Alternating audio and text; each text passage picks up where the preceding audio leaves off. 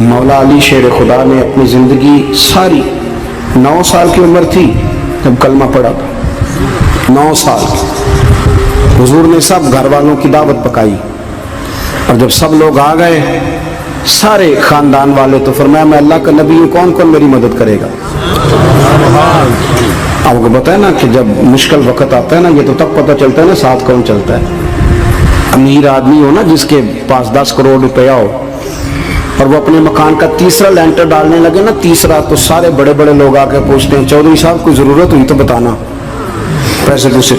तो गरीब आदमी की छत गिर जाए तो उसे कोई भी नहीं पूछता, बल्कि जिनसे ताल्लुक़ होता है वो भी मोबाइल बंद कर लेते हैं। वो कहते हैं इसलिए वापस कैसे कर दें। हज़रत मौला अली उस ज़माने में जब शाम सूंघ गया सबको, हुजूर ने फरमाया कौन कौन मेरे साथ चलेगा। रोटी भी खा ली, घर भी आ गए, सादक और अमीन भी कह दिया, जब का चलेगा कौन कौन, चुप कर गए। तो हज़रत अली कहते जब मैंने हुजूर के चेहरे पर ज़रा परेशानी देखी ना, ये चलते क्यों नहीं, तो आप फरमाते हैं कि अभी मैं खजूर खा रहा था, कुर्ता लंबा पहना हुआ था, सबसे पीछे बैठा था और हज़रत अली का कद भी दरमियाना था। आप फरमाते मैं उठा और खजूर अभी मेरे मुंह में थी, झटपट मैंने उसी तरह निकाल कर जेब में डाली और मैं पंजों के बल खड़ा हो गया, दोनों बाजू खड़े करके कहा हुजूर ये नहीं बोलते तो ना बोले, अना नासिरू का या रसूल अल्लाह, अना हाफिजू का या रसूल अल्लाह। हुजूर आप जहां जहां कहेंगे अली आपका मददगार बनेगा, दीन की मदद करेगा, और अगर आप तक कोई आएगा तो अली आपकी हिफाजत करेगा। 9 साल की उम्र में चले अली दीन की नौकरी के लिए। फिर बदर में भी पहली सफ में, ओहद में भी पहली सफ में, खंदक में भी पहली सफ में। एक जंग में हुजूर ने कहा अली तू रह जा, इस दफा रह जा, तो अर्ज की रो पड़े हजरत अली, दलेर आदमी थे, रो पड़े। कहने लगे हुजूर आप मुझे बच्चों और औरतों के पास छोड़ के जा रहे हैं, हुजूर मुझे ले चले, मैं मैदान का जिंदगी सारी गुजार दी, सारी जिंदगी गुजार दी। अपने जमाने में आपस का इख्तलाफ भी देखा, सारी जिंदगी शेर खुदा ने दीन को दे दी। कूफे की जामे मस्जिद में 21 रमजान को जब हजरत अली को खंजर लगा ना, तो तारीख में जुमला महफूज है, खंजर लगा ना जब, वो 9 साल की उम्र में यारी लगाई, 63 साल उम्र हो गई, जब खंजर लगा तो कहने लगा फुज़्तु बिरब्बिल काबा, मुझे रब्बे काबा की कसम आज कामयाब हो गया हूँ। पानी परन सहेलियां ते रंगा रंग कड़े, असी परया उसदा जानिए जिसदा तोड़ चढ़े। कहा देखो भाई मैं आज कामयाब हो गया, मैं कामयाब हो गया, वो जो मैंने कहा था हुजूर मैं साथ रहूंगा, तो लै सजना सा तोड़ निभाई, जान दिती राह तेरे, दे दिया, हर चीज दीन को दे दी। कौन सी प्रॉपर्टी छोड़ के गए पीछे, कौन सा निजाम बना के गए। इमाम हसन भी शहीद हुए, पता है आपको, इमाम हसन का भी दिन मनाना चाहिए कि नहीं। उनके यौम विसाल पे भी कुछ जलसा कर लिया करो, बड़े हैं इमाम हुसैन से। इधर सारा जमाना चलता है उधर चल पड़ते हो। हदीस में जहां जहां नाम आया ना, पहला इमाम हसन का है, दूसरा इमाम हुसैन का है, और इमाम हुसैन के अपने जुमले हैं, फरमाते हैं मेरा भाई नहीं मेरा इमाम भी है, मेरा इमाम भी है। और आप फरमाया करते थे मैंने बड़ी चीजें उस हसन से सीखी हैं, जो उन्होंने सीखा एक बताऊं उसमें से।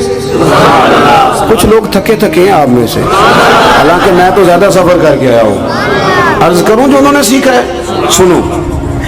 इमाम हुसैन खुद बताते हैं, फरमाते हैं कि अब मेरे भाई ना इमाम हसन अपनी एक बीवी को तलाक देना चाहते थे, इख्तलाफ शदीद हो गया, बात तलाक तक आ गई।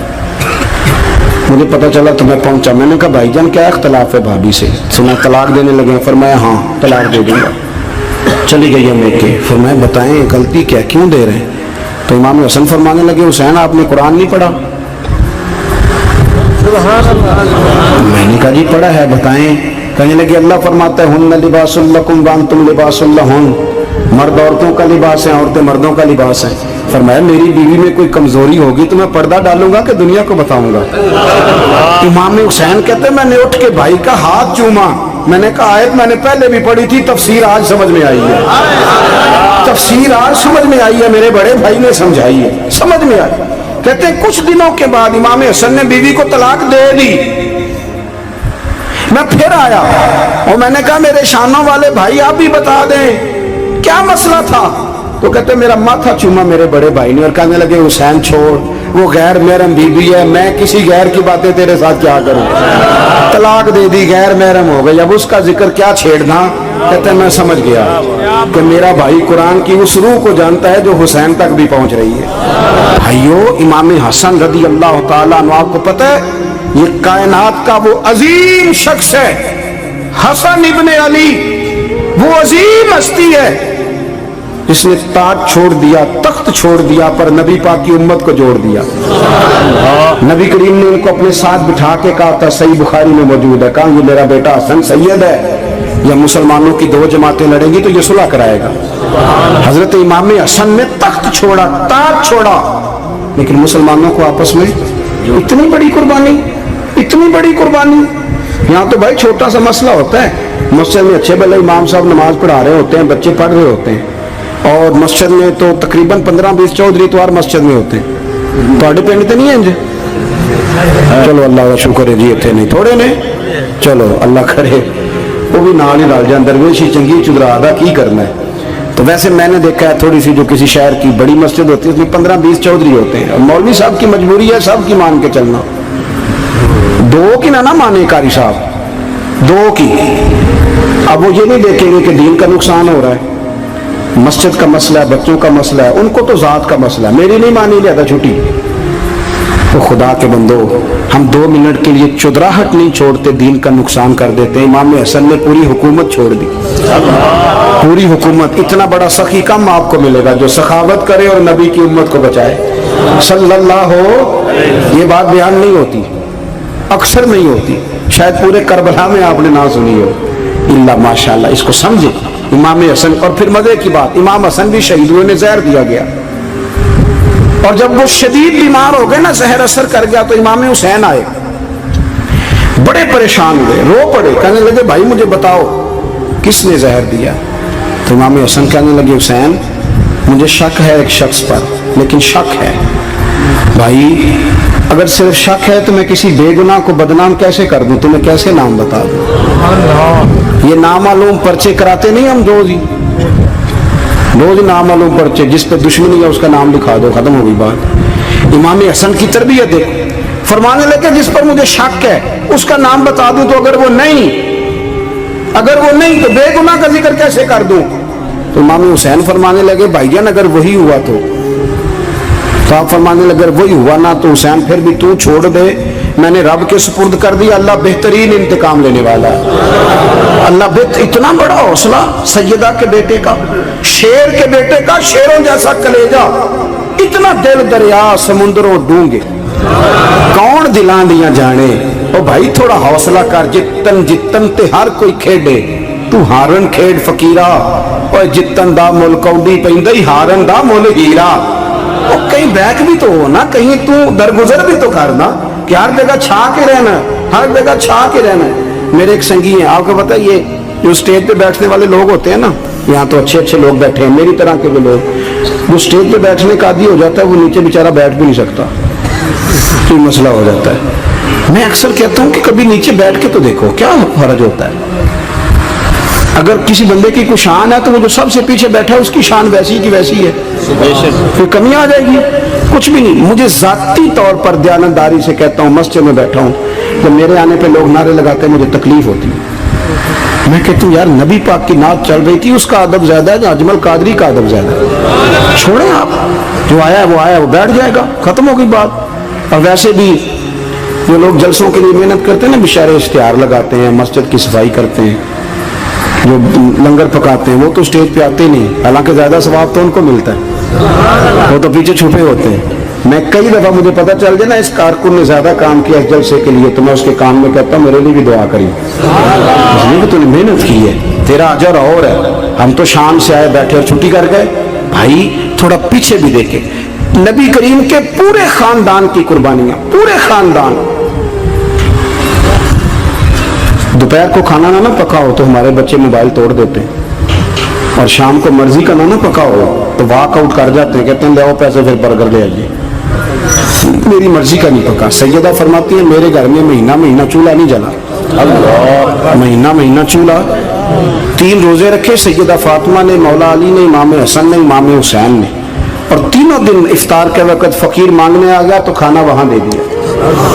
آپ کا کیا خیال ہے جو بے صبرا آدمی ہو وہ کربلا میں جا کے لڑے گا؟ जिसको आदत ही ना हो बचपन से ठहरने की, वो लड़ेगा। जो जरा जरा सी बात पे डगमगा जाता वो लड़ेगा। स्टेज पे नहीं बिठाया तो लड़ पड़े वो लड़ेगा। ओ खुदा के बंदो, बड़ा हौसला चाहिए, बड़ा ज़रफ चाहिए। इमाम अली मकाम का एक कद है, उनका एक वकार है, उनका एक हुस्न है। इमाम हुसैन रदी अल्लाह ताला ने 25 हज किए मदीने से मक्के पैदल जाके, दोनों भाइयों ने। हर रोज 10 सिपारे कुरान पाक के इमाम हुसैन पढ़ते थे। हजरत अब्दुल्ला इब्ने जुबैर कहते हैं, मैं सैयदा फातिमा के बेटे हसन और हुसैन से जब भी मिला हूं, दोनों भाइयों ने रोजा रखा हुआ होता था। उन्होंने अपनी जिंदगी तकवे से गुजारी, परहेजगारी और सखावत। सुभान अल्लाह। पता है, सखी मालदार नहीं होता। हुजूर ने फरमाया बंदा दिल का गनी होता है। मालदार तो बंदा बनता ही तब है जब पैसे जमा करे। सखावत करने से थोड़ी मालदार बनेगा। इसलिए दरवेश कहते हैं माला वाले सखी नहीं होंगे, सखियां कोल माल नहीं होंदा। सुने, बहुत बड़ी सखावत की अपनी जिंदगी में, सारी जिंदगी सखावत में गुजार दी, सारी जिंदगी। इमाम हसन ने भी, इमाम हुसैन ने जो आया दे दिया, जो आया दे दिया। हजारों दिनार आते। एक दिन एक फकीर मांगने आ गया तो इमाम हसन हुसैन दोनों थे। कहने लगा मैंने सुना बड़े लाजपाल हो, गरीब हो, मेहरबानी हो जाए। फिर मैं बैठ जाओ, रिज़्क़ आने वाला है। थोड़ी देर गुजरी तो 3000 दिनार आए। वैसे मेरे को 3 लाख रुपया होते मसीते किन्ने देने चाहिए? मैं अपनों तो पूछना, तो तो पूछिए ही नहीं। मैं मशवरा पे लेना 3 लाख जो मेरे को लगे मसीते किन्ने देने चाहिए? तुम जाहिर है उनको दयानतदारी वाला मशवरा ही देना है ना, जो नहीं करना जो ही दसना देना। कितना 1000 है? मैं कभी कभी प्यार से बात सुनाता हूँ। एक संगी मेरे पास आया, कहने लगा सब दुआ करो अल्लाह मैं पैसे दे, मैं उधर राज देंगा। मैं कही अल्लाह ने 10 करोड़ दे, 9.5 करोड़ तेरे राज दे छड़ेगा। वो भी हसी आई है जिमें तुसी हसे हो ना। आमीन नहीं जुआ की, या चुप कर गया या घूरन लग गया। और मैं क्या कर्मा लिया आमीन ते आ, तेन 50 लाख फिर भी पिया बचता सी। लेकिन असी दुआवां भी 9.5 करोड़ देने लिए तैयार, नाराज ना होना, दुआवां भी तैयार नहीं, मिजाज ही नहीं, तबीयत ही नहीं। सैयदा फातिमा ज़हरा के पास 40 ऊँट खड़े थे। एक बीबी आई, वो कहने लगी अम्मा जी ये जो ऊँट खड़े हैं ये मेरे हैं, अब बताएं मैं अल्लाह के रास्ते में दूं तो कितने दूं? सैयदा फातिमा कहने लगी एक बकरी दे दे। वो कहने लगी हुजूर अगर आपके पास 40 होते तो आप कितने देती? सैयदा फरमाने लगी मैं सारे के सारे दे देती। तेरे लिए मसला और है, मेरे लिए फतवा और है, सारे दे दे। 3000 दिनार आए इमाम हसन और हुसैन के पास। फकीर बैठा है। फकीर कहता है मेरे दिल में ख्याल था कि 5-10 दे दें तो मेरी मौज बन जाएगी, पर मुझे नहीं पता था कि इतने सखी गिराने के पास आया हूं। 5-10 दे दें तो मौज बन गई। कहते इमाम हसन ने 3000 दिनार मेरी हथेली पे रखे और मेरा माथा चूम के कहने लगे यार मेरा तो ख्याल था कि तेरे इंतजार पर तुझे कुछ मिलेगा, पर ये रख ले। मुझे पता होता कि तुझे इतना मिलना है तो मैं तुझे इंतजार न कराता। जल्दी खुद भीख दे, खुद ही कहे मंगते का भला हो। अपनी जिंदगी नफासत से गुजारी अहले बैत, कुर्बानी दे के गुजारी। हजरत इमाम हुसैन रदी अल्लाह ताला ये हुजूर की औलाद पाक है। पैरों को ना थोड़ी मिट्टी लग गई, उम्र जवानी की थी, दाढ़ी मुबारक सारी स्याह थी, काली थी। हजरत अबू हुरैरा इनसे सालों बड़े थे, अमीरुल मोमिनीन फिल हदीस। हजरत अबू हुरैरा ने देखा कि इमाम हुसैन के मुकद्दस कदमों को मिट्टी लग गई। किसी से भी कहा जा सकता था ज़रा इमाम साहब की तवज्जो कराना, ये ज़रा मिट्टी उतार देना, लेकिन हज़रत अबू हुरैरा झट से उठे, अपनी पगड़ी खोली, उसका पल्लू लिया और हज़रत इमाम हुसैन के पैरों से मिट्टी साफ़ करनी शुरू कर दी। क्यों? कि अहले फ़ज़ल ही किसी की फजीलत को जान सकता, इज़्ज़त वाला ही किसी को इज़्ज़त देता है, जिसके पास वक़ार हो। ओ मेरे संगियों, लोगों की बातों में ना आना, ये तुम्हें उलझा देंगे, ये तुम्हें तफरीक में डाल देंगे, ये इंतशार बर्पा करेंगे। ये वो हसीन जमात है जो हुजूर के सामने बैठा करती थी। इनसे प्यार करना, इनसे मोहब्बत करना। आप कभी तिरमिज़ी की एक हदीस पढ़े तो मर जाने को जी करता है। हुजूर ने फरमाया था मेरे सहाबा के बारे में अल्लाह से डरना, मेरे बाद इन्हें अपनी ज़ुबानों का निशाना न बनाना। काश कोई इन जुमलों का दर्द समझ सके। फरमाया रब से डरना, और करीम फरमाने लगे जिसने इनसे मोहब्बत की मेरी मोहब्बत की वजह से मोहब्बत की, और जिसने इनसे अदावत रखी मेरी वजह से रखी। کبھی بھی کسی میں. اور جو حضور کی اولاد ہے، صحابہ کرام نے ایک جگہ کچھ نذرانہ جمع کیا اور جمع کر کے کہا کہ حضور کی بارگاہ میں پیش کرنا ہے. اخراجات بہت زیادہ ہیں اور ظاہری وسائل اس ترتیب سے نہیں ہیں. یہ نذرانہ ہر مہینے پیش کرنا ہے. جب وہ لے کے حضور کی بارگاہ میں گئے نا تو اللہ نے قرآن نازل کر دیا. فرمایا محبوب ان سے کہہ دو لا اسألکم علیہ اجرا، میں تبلیغ دین پر تم سے کوئی اجر نہیں مانگتا، الا المودۃ فی القربى، بس میرے قریبیوں سے پیار کرتے رہنا، میرے قریبیوں سے محبت کرنا، پیار کرنا قریبیوں سے. یہ علی المرتضیٰ ہیں، یہ فاطمہ ہیں، یہ ان کا خاندان ہے، یہ ختیجہ ہیں، یہ عائشہ ہیں، یہ میمونہ ہیں، یہ حفصہ ہیں، ان سے پیار کرنا، میرے قریبیوں سے محبت کرنا. ہمارے دلوں میں حضور کی اولاد کا پیار ہونا چاہیے، طبیعتوں میں احترام ہونا چاہیے، ہمارا مزاج، ہمارا دل ان کے لیے دھڑکنا چاہیے، ہمارے لہجے، ہمارے انداز ہمیشہ ان کے حق میں نرم ہونے چاہیے. میں کہہ چکا ہوں سید کا صرف عقیدہ ٹھیک ہونا شرط ہے، باقی آپ تحقیق اور تفتیش میں نہ پڑیں، وہ جانے رب جانے. آپ کوشش فرمائیں ہماری اولادیں، ہم خود اور اہل فضل کا ادب کبھی نہ چھوڑیں. دوسری بات آپ سے یہ عرض کرنی ہے، اس کو اچھی طرح سمجھ لیں کہ قومیں اپنے اسلاف سے بڑی ہوتی ہیں ہمیشہ. بڑا ہم ہوتا ہی وہ ہے جس کا کوئی بڑا ہوتا ہے، جس کا کوئی بڑا نہیں ہوتا وہ کبھی بھی بڑا. یہ کچھ عرصے سے ٹرینڈ چلا ہے، اگرچہ یہ درست نہیں ہے. آپ کسی سنار کی دکان پہ جائیں تو اس نے اپنے پیچھے نا اپنے والد صاحب کی اور دادا کی فوٹو لگائی ہوتی ہے. حکیم کی دکان پہ چلے جائیں، کپڑے والی دکان پہ چلے جائیں تو اس نے پیچھے اپنے دادا کی، والد کی فوٹو لگائی ہوتی ہے. اگرچہ یہ درست نہیں، تصویریں نہیں لگانی چاہیے. تصویریں ان کے کیا، پیروں کی بھی نہیں لگانی چاہیے. جہاں تصویر ہوتی ہے وہاں نماز کیسے پڑھی جائے گی؟ فرشتہ رحمت کا نہیں آئے گا. یہ تو اب ایک ضرورت بن گئی. تو اب ضرورت کیا، اب تو خیر نفسیاتی مسئلہ بن گیا ہمارا. یہ نفسیاتی مسئلہ ہے، یعنی سلام بعد میں فوٹو پہلے.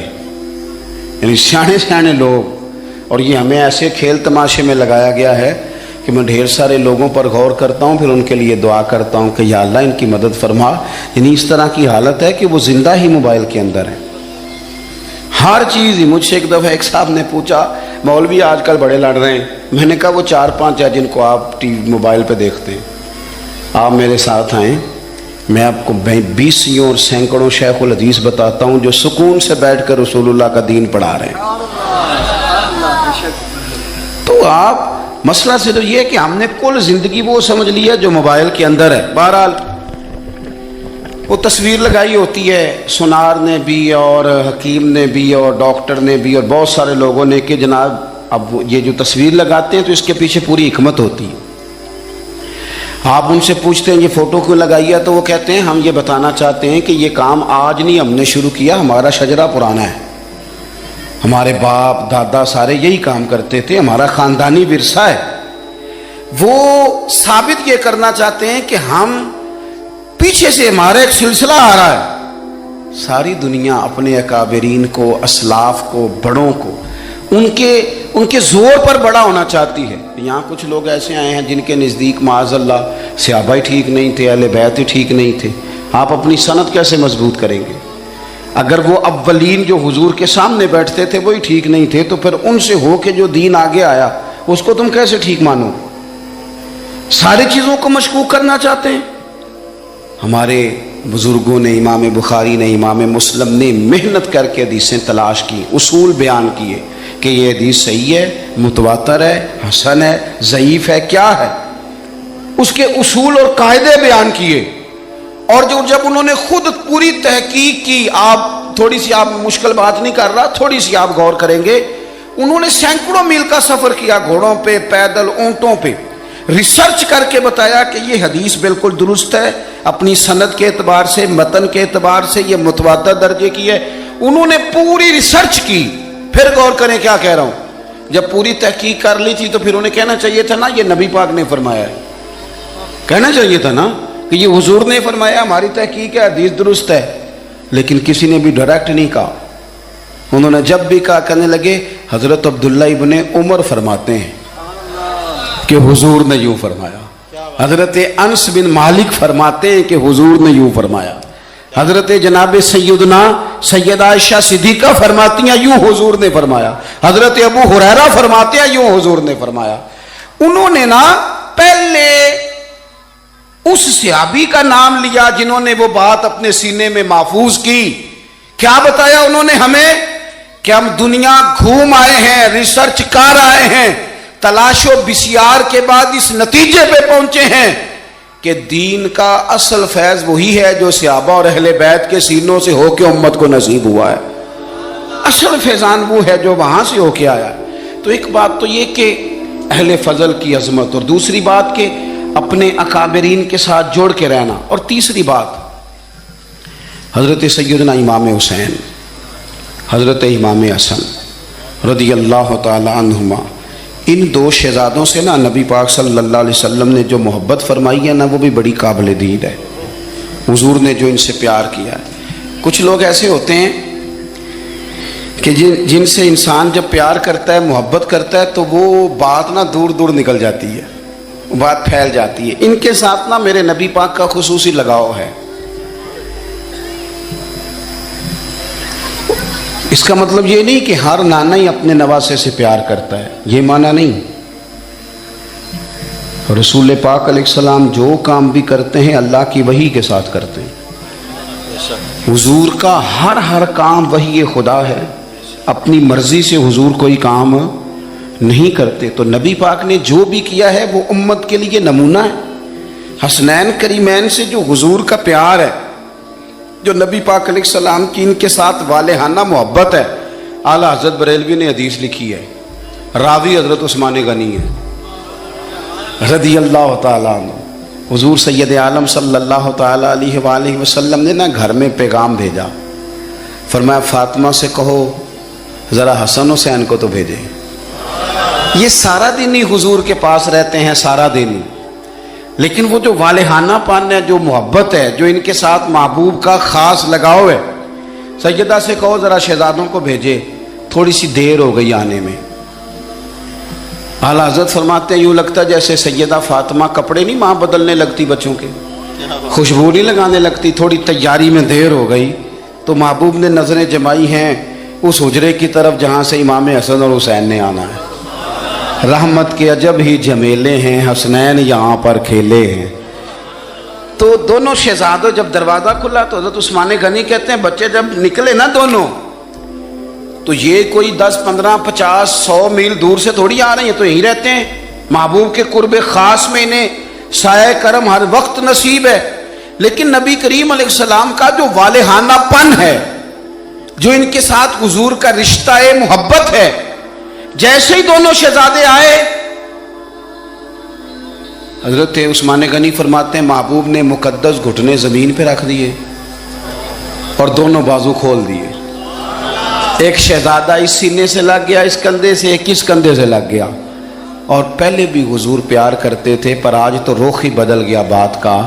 اللہ کے پیارے حبیب علیہ الصلوۃ والسلام فرمانے لگے اے اللہ, یہ دونوں شہزادے کندھے سے لگے ہوئے, حضور فرمانے لگے اے اللہ میں ان دونوں سے محبت کرتا ہوں, تو بھی ان سے محبت فرما.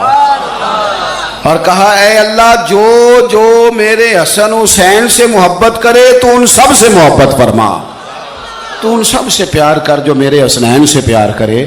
اللہ کے پیارے محبوب علیہ السلام کی محبت جب حضور کو, بھائی جس چیز کی طرف محبوب نے ایک دفعہ دیکھا ہے نا, وہ غار ثور میں حضور ایک دفعہ گئے ہیں, 3 دن قیام کیا ایک دفعہ گئے, تو ہمارا تو کئی بار جانے کو دل کرتا ہے. جہاں حضور تھوڑی دیر قیام فرمائیں اس جگہ سے پیار ہو جاتا ہے. اور جن شہزادوں سے حضور اس والہانہ انداز میں پیار کریں, ان کی محبت, ان کا پیار ہمارے دلوں میں ہونا چاہیے. اور کچھ نہ ہمارے جذبات ہونے چاہیے, کچھ ہمارے جذبات میں والہانہ پن ہونا چاہیے ان شہزادوں کے لیے. آج کل نا ہمارے ہاں دور ہے تقریروں کا, پوسٹیں لگانے کا, اپنی اور ویسے بھی جو ہم لکھ رہے ہوتے ہیں, جو بول رہے ہوتے ہیں, وہ اپنے لیے نہیں ہوتا الا ماشاءاللہ, وہ تو سامنے والے کے لیے ہوتا ہے. وہ تو حضرت مجدد الفسانی رحمۃ اللہ علیہ کے حالات پہ ایک سیرت نگار نے لکھا ہے کہ آپ نے ایک شخص کو نا اپنے سلسلہ نقشبندیہ میں اجازت دی کہ اب آپ بھی آگے اللہ اللہ بتائیں، تربیت کریں، یہی طریقہ ہوتا تھا، تو ان کو خلافت دے دی، اب وہ سلسلہ طریقت میں آگے اشاعت سلسلہ کا کام کریں گے۔ کچھ عرصے کے بعد وہ خلیفہ صاحب نے حضرت شیخ کو خط لکھا تو کہنے لگے حضور آپ نے فقیر کو اجازت دی تھی، اب میں تقریر بھی کرتا ہوں، تدریس بھی کرتا ہوں، تصنیف بھی کرتا ہوں۔ تو حضرت فرمانے لگے آپ بہت اچھے کام کر رہے ہیں، رب آپ کو برکت دے، پر یہ سارا کچھ تو آپ لوگوں کی اصلاح کے لیے کر رہے ہیں، کچھ اپنے لیے بھی کرتے ہیں، رات کو تہجد میں اٹھ جاتے ہیں، کچھ اللہ کے حضور رونا نصیب ہو جاتا ہے، کچھ آپ کو درود و سلام کی کیفیات نصیب ہوتی ہیں، یہ تو جو کچھ ہے الحمدللہ بہت اچھا ہے، قابل تعریف ہے، پر یہ تو آپ خدمت دین کا کام کر رہے ہیں نا لوگوں کی، آپ اپنے لیے کیا کر رہے ہیں؟ یہ بھی تو مقام غور ہے۔ بہت ساری چیزیں آج ایسی ہیں جو تقریروں میں تحریروں میں، لیکن ہمارے پرانے بزرگ جو تھے ان کا رنگ اور تھا۔ عباس، حضرت عبداللہ بن زبیر اور امام حسین رضی اللہ تعالیٰ عنہ، یہ وصیت فرمائی جناب امیر معاویہ۔ حضرت امام حسین کی وہ شخصیت تھی کہ مشکات میں حدیث ہے، نبی پاک صلی اللہ تعالیٰ علیہ وسلم کی چچی جناب ام فضل صبح صبح گھبرائی حضور کی بارگاہ میں آئیں، عرض کی یا رسول اللہ صلی اللہ علیہ وسلم آج میں نے عجیب خواب دیکھا ہے، میں ڈر گئی ہوں۔ حضور نے فرمایا چچی کیا دیکھا؟ عرض کی حضور میں نے دیکھا ہے کہ آپ کے وجود کا گوشت کا ایک ٹکڑا کٹ کے میری جھولی میں آ گیا ہے۔ حضور یہ کیا ہے؟ تو محبوب خواب سن کے مسکرائے، فرمایا چچی یہ پریشانی والا خواب نہیں، یہ تو خوشی والا خواب ہے، اللہ فاطمہ کو بیٹا عطا کرے گا اور وہ تیری گود میں کھیلا کرے گا، چونکہ وہ میرے وجود کا ٹکڑا ہوگا لہذا خواب تجھے یہ آئی ہے۔ تو امام حسین پیدا ہوئے، امام حسن کی عمر ابھی 11 مہینے تھی، تو نبی پاک نے امام حسین کو جناب ام فضل اپنی چچی کی گود میں دے دیا کہ فاطمہ کے لیے دونوں بچے سنبھالنا مشکل ہوگا۔ وہ خواب اس طرح پوری ہوئی، امام حسین سے حضور نے بڑا پیار کیا، بڑی محبت فرمائی نبی پاک سے۔ کچھ حدیثیں میں نے جمعے میں عرض کی تھیں، حضرت ابو ہریرہ رضی اللہ تعالیٰ عنہ کہتے ہیں یہ واحد بچہ تھا حضور کے گھرانے کا کہ میں نے دیکھا کہ نبی پاک صلی اللہ علیہ وسلم بیٹھے تھے تو یہ حضور سے کہہ رہے ہیں، نبی پاک سے کہ نانا جی اٹھ کے کھڑے ہو، کہتے ہیں حضور کھڑے ہو گئے، تو کہنے لگے میں نے آپ کے برابر جانا ہے۔ بچے جو مرضی ضد کر لیتے ہیں نا، قد چھوٹا تھا، عمر 7.5 سال تھی، کہنے لگے نانا میں نے برابر جانا ہے، تو نبی پاک صلی اللہ علیہ وسلم نے ہاتھ پکڑ لیے، فرمایا چل پھر ہو جا برابر۔ تو حضرت ابو ہریرہ کہتے ہیں انہوں نے حضور نے ہاتھ پکڑے اوپر کھینچا تو امام حسین نے پہلے اپنے پیر حضور کے گھٹنوں پہ رکھے، پھر نبی پاک کے سینے پہ رکھے، اور جب ان کا قد سر تھوڑا سا حضور سے اونچا ہو گیا تو محبوب فرمانے لگے چل بس کر، تو نے تو کہا تھا آپ کے برابر ہونا ہے، تو اوپر نکل گیا ہے، چل بس کر۔ فرماتے پھر امام حسین نے زبان باہر نکالی تو محبوب ان کی زبان چوسنے لگے، پھر ساتھ لٹا لیا اور انہیں سونگھنے لگے۔ تو میں نے عرض کی حضور آپ حسین کو سونگتے کیوں ہیں؟ تو فرمایا ابو ہریرہ مجھے حسین کے وجود سے جنت کی خوشبو آتی ہے، مجھے حسین کے وجود سے جنت کی۔ ایک دن حضور گزر رہے تھے، اصل اس طرح تھا کہ یہ نبی پاک کا حجرہ تھا، جن لوگوں کو اللہ نے مدینے کی زیارت کرائی ہے وہ جان سکتے ہیں، نبی پاک کا حجرہ تھا تو حضور کے حجرے کی اس جانب یعنی مسجد کی جو بالکل سیدھ ہے اس کی بیک میں سیدہ فاطمہ رہتی تھی، تو حضور اکثر نہ نماز کے لیے جب نکلتے تو حضرت فاطمہ کے حجرے کے پاس سے ہو کر دوبارہ محراب میں جاتے، محبوب حجرے کے پاس سے گزرے تو امام حسین رو رہے تھے، تو حضرت فاطمہ نے کسی بات میں جھڑک دیا تو امام حسین رونے لگے، تو نبی پاک نماز کے لیے گئے تو واپس لوٹ آئے اور واپس تشریف لا کے کہا فاطمہ حسین کو کیا ہوا؟ عرض کی یا رسول اللہ تنگ کر رہے تھے میں نے ڈانٹ دیا ہے۔ کیا خوبصورت جملے ہیں حدیث پاک میں، سرکار نے فرمایا فاطمہ اس کو حسین کو نہ رونے نہ دیا کر، یہ جب روتا ہے نا تو میرے دل کو تکلیف ہوتی ہے۔ تو بی بی صاحبہ کہتی ہیں یہ حکم آیا نبی پاک کا میرے نام، پھر میں نے ڈانٹنا چھوڑ دیا۔ یہ ان کے فضائل تھے کم، ان کی تربیت خود نبی پاک نے فرمائی، خود ڈیوٹی۔ میں کسی منطق کا میں اب تو اللہ تعالیٰ معاف کرے، پہلے ہم لوگوں کو کہتے تھے فلانی مجلس میں نہ جانا فلانی، اب تو مصیبت بن گئی ہے، جانے کی ضرورت نہیں، ہر شے موبائل میں آ گئی۔ مجھے بھیجتے ہیں کہتے ہیں حضرت صاحب یہ ذرا سننا، یہ ذرا سننا، کل کراچی سے کچھ مہمان آ گئے تو اب بچوں نے وہ کلپ سنبھال کے یہ مولوی دیکھو کیا کہتا ہے، اب آیتیں پڑھی جا رہی ہیں قرآن پاک کی، اتنا ٹکڑا یہاں سے لیتے ہیں، اتنا ٹکڑا یہاں سے لیتے ہیں، اور ملا کے پتہ نہیں کون سا مکسچر بنا رہے ہیں. کسی آیت کا ترجمہ نہیں، کوئی واضح حدیث نہیں. ایسے ہوا ہوگا، پھر اس کو اس سے جوڑ لیں تو کیا بنتا ہے، اتنی جمع کر لیں. یہ کون سا دین ہے جو توڑ مروڑ کے بیان کر رہے ہیں؟ کون سا مذہب ہے؟ دین تو واضح کھلی کتاب ہے. اب ہمارا یہ شوق ہے، ہم ہر تماشا دیکھنا چاہتے ہیں. ہم اپنے لوگوں کی قدر نہیں کرتے اور بڑی بڑی دور جا کے ہم غلط معاملات میں جاتے ہیں، پھر ذہن ہمارے شکوک کا شکار ہوتے ہیں. ہمیں سمجھنا چاہیے کوئی ایسی کسی دلیل کی ضرورت نہیں ہے. جب ان کے واضح چیزیں ان کی کتابیں میں موجود ہے، حدیث میں موجود ہے، قرآن مجید میں ان کے فضائل کھل کے موجود ہے، تو دور جانے کی کیا ضرورت؟ حضور ان کی ٹریننگ کراتے تھے. پہلی بات تو یہ ہے کہ نبی پاک نے دعا مانگی تھی، یا اللہ میرے گھر والوں کو زیادہ روزی نہ دینا، انہیں ایک وقت روٹی دینا، ایک وقت کی بھوک دینا. یہ جو 10 دن کربلا میں انہیں ٹینشن نہیں نہ ہوئی، انہیں عادت تھی فاقہ کرنے کی، انہیں 3 دن وصلی روزے رکھنے کی عادت تھی. پہلی بات. دوسرا یہ کہ جہاد کی تربیت حضور خود کراتے تھے. حضرت فاطمہ زہرا کہتی میں پردے کے پیچھے دیکھ رہی تھی، نبی پاک نے امام حسن اور حسین سے فرمایا چلو میرے سامنے کشتی لڑو. تو دونوں حضرات آپس میں جب کشتی لڑنے لگے تو نبی پاک نا امام حسن کو کہتے ہیں حسن حسین کو ٹانگوں سے پکڑو، حسن حسین کو پیچھے سے پکڑو. جب نبی پاک بار بار امام حسن کو بتا رہے تھے تو سیدہ پیچھے سے بول پڑی، کہنے لگی یا رسول اللہ آپ چھوٹے کو بتائے، آپ بڑے کو بتا رہے. بڑا تو پہلے 11 مہینے بڑا ہے، تو آپ چھوٹے کو بتائے بڑے کو بتا رہے. تو فرمایا فاطمہ تو چپ کرنا، جو میں دیکھ رہا ہوں تو نہیں نہ دیکھ رہی. ایک کو میں بتا رہا ہوں، دوسرے کو جبریل امین بتا رہے ہیں. تو یہ حضور نے اپنے سامنے ان کی تربیت کی، ٹریننگ. ہوا یہ کہ یزید جب امیر بنا نا، 2-3 چیزیں ہوتی ہیں جب کسی بندے کو قابو کرنا ہوتا ہے، 2-3-4-5 چیزیں ایسی ہوتی ہیں جس سے بندہ قابو آتا ہے. تو اس نے بھی فوری طور پہ یزید نے دیکھا میرے لیے مسئلہ کیا بن سکتا ہے. ولید بن عتبہ اس وقت مدینے کا گورنر تھا. یزید نے اس کو خط لکھا کہ امیر عرب کا رواج آج بھی ہے کہ جب تک نئے خلیفہ کی بیعت نہیں ہو جاتی پرانے کے انتقال کی خبر ہی نہیں دیتے، اس کو رکھے رکھتے ہیں. یہ ان کا طریقہ ہے. وہ کہتے ہیں کہ ولی عہد اچھی طرح قبضہ کر لے پھر بتائیں گے. حضرت امیر معاویہ کا وصال ہو گیا، بتایا نہیں. یزید نے اب کیا کیا، کیونکہ بڑا چلاک آدمی تھا، بڑا شاطر تھا، بڑا تیز تھا، اس نے ولید کو خط لکھا. کہنے لگا کہ فوری طور پہ عبداللہ ابن عباس کو بلاؤ اور اسے کہو میری بیعت کریں. یہ جو بیعت ہوتی تھی نا، یہ بھی سن لے کیا ہوتی تھی. یہ بیعت حلف ہوتا تھا کہ میں اللہ رسول کے نام پہ حلف دیتا ہوں کہ میں یزید کی اطاعت کروں گا، میں اس کے خلاف کوئی بغاوت نہیں کروں گا. کوئی یہ بیعت لوگ سمجھتے ہیں کہ بس ہاتھ پکڑنے کا نام بیعت تھا. اس بیعت کا متبادل جمہوری ملکوں کے اندر ووٹ آیا ہے.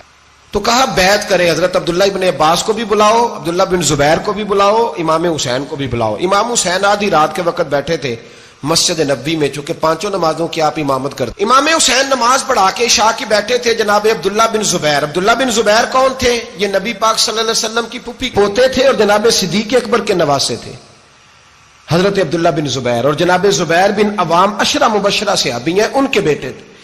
بہت زیرک آدمی تھے. یہ بھی امام حسین کے پاس بیٹھے تھے. عبداللہ ابن عباس بھی تھے جو حضور کے چچا کے بیٹے ہیں، اس امت کے پہلے مفسر ہیں قرآن پاک.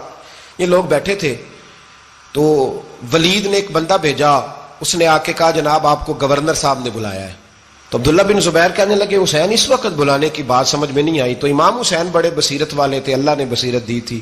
کہنے لگے عبداللہ آپ کو سمجھ نہیں آئی، مجھے سمجھ آ گئی ہے، امیر معاویہ وصال کر گئے اور یہ ہمیں جو بلایا گیا ہے نا، یہ یزید کی بیعت کے لیے بلایا گیا ہے. تو کہا پھر آپ آدھی رات کو نہ جائیں، آپ کے لیے خطرہ ہوگا. تو امام حسین فرمانے لگے خطرہ حسین کو نہیں ہوتا. نہیں. کہا پھر بھی آپ مہربانی کریں ذرا احتیاط سے جائیں. تو جناب عبداللہ ابن زبیر نے، عبداللہ ابن عباس نے 14 بندے نیزے دے کے، تلواریں دے کے امام حسین کے ساتھ بھیجے اور کہا کہ امام حسین اگر اس نے کوئی غلط ملت بات کی نا، زبردستی بیعت کرنے کا کہا، تو آپ بس کوئی ایک بات اونچی آواز میں کر دینا، یہ سپاہی پیچھے آ جائیں گے. امام حسین ان 14 بندوں کو لے کے گورنر ہاؤس پہنچ گئے. جب آپ وہاں پہنچے اس نے بتایا، اس نے کہا جی حضرت امیر معاویہ انتقال کر گئے اور آپ نے یزید کی بیعت کرنی ہے. تو امام حسین فرمانے لگے میں چھپ کے بیعت نہیں کروں گا، مجمع لگاؤ، جمعے والے دن اعلان کرو. جو طریقہ ہے حضرت ابوبکر صدیق کا، جو طریقہ ہے حضرت عمر فاروق کا، جو انداز حضرت عثمان غنی کا ہے، جو مولا علی کا ہے، سر عام اعلان کرو. اگر ساری دنیا یزید کی بیعت کرے گی تو میں بھی تیار ہوں. تم مجھ سے بیعت لے کے پھر لوگوں کو بتانا چاہتے ہو کہ حسین بیعت ہو کر رہے ہیں تو تم کیوں نہیں کر رہے؟ میں عام آدمی نہیں ہوں، لہذا چھپ کے بیعت نہیں کرتا۔ جب یہ بات کی نا تو ولید بڑا نرم دل تھا اور امام حسین کی شان کو جانتا تھا، وہ جانتا تھا یہ نبی پاک کا خاندان ہے۔ اس نے کہا جی مجھے تو حکم تھا، باقی آپ حضور کے نواز ہیں، میں کر کچھ۔ وہاں ایک بڑا بدبخت شخص بیٹھا تھا، عبد الملک بن مروان، وہ ولید سے کہنے لگا کہ اگر حسین آج تمہارے ہاتھ سے نکل گئے تو تمہارے لیے بہت بڑا مسئلہ کھڑا ہو جائے، انہیں جانے نہ دینا، یا بیعت کراؤ یا ان سے کہو جنگ کے لیے تیار ہو۔ تو حسین رضی اللہ تعالیٰ عنہ کے کانوں میں آواز گئی تو فرمانے لگے ابن مرجانہ، اگر تیرے اندر جرت ہے تو آ سامنے حسین کے، اس کے کانوں میں باتیں نہ کر، کانا پھوسی نہ کر، باہر آ میدان میں، شرارت نہ کر، باہر آ، میں تمہیں ابھی بتاتا ہوں کہ حسین سے مقابلہ کرنے کا انجام کیا ہے۔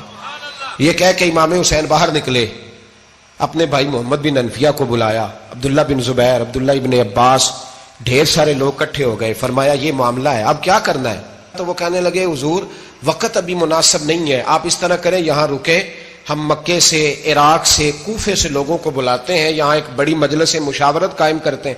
امام حسین فرمانے لگے اگر تم مشاورت قائم کرو گے تو ولید اور عبد الملک بن مروان وہ تو جنگ کرنے کو تیار ہے، اور نبی پاک نے فرمایا ایک مینڈا ہوگا جس کی وجہ سے مدینے کی گلیوں میں لہو بہے گا۔ فرمانے لگے میں وہ بکرا، وہ مینڈا نہیں بننا چاہتا۔ کہا پھر آپ کیا کریں گے؟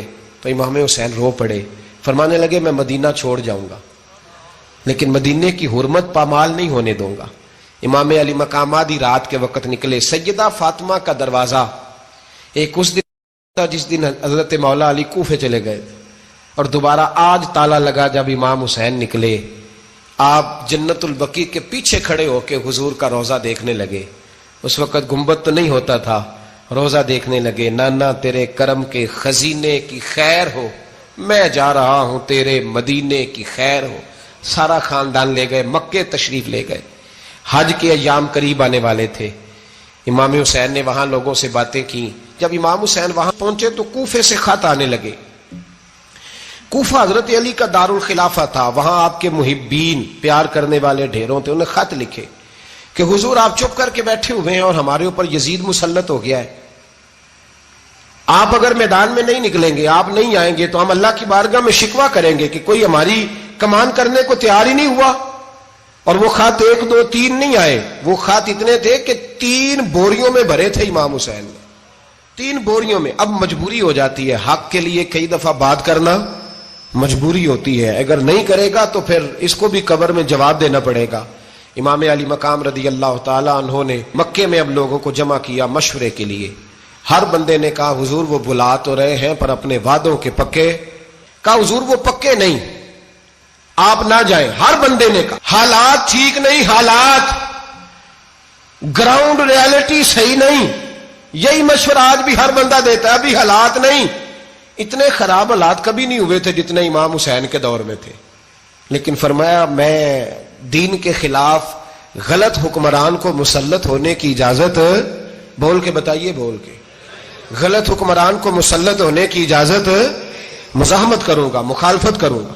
امام کہنے لگے کوئی بات نہیں، وہ میرے ساتھ چلے نہ چلے لیکن میں کوفے جاؤں گا، وہ لوگ میرے ساتھ کھڑا ہونے کو تیار ہے تو وہ جھوٹ ہے یا سچ ہے پر میں چلوں گا۔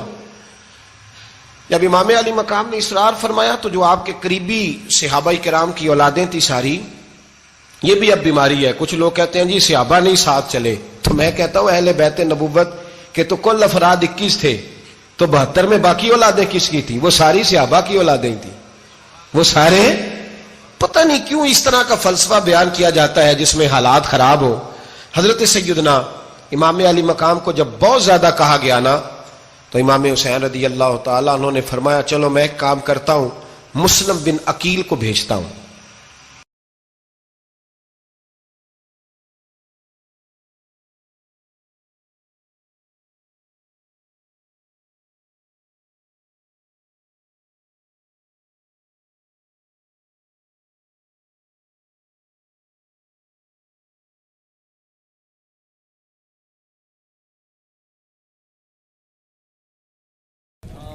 اللهم صل على سيدنا ومولانا محمد، اللهم صل على سيدنا سیدنا و مولانا محمد.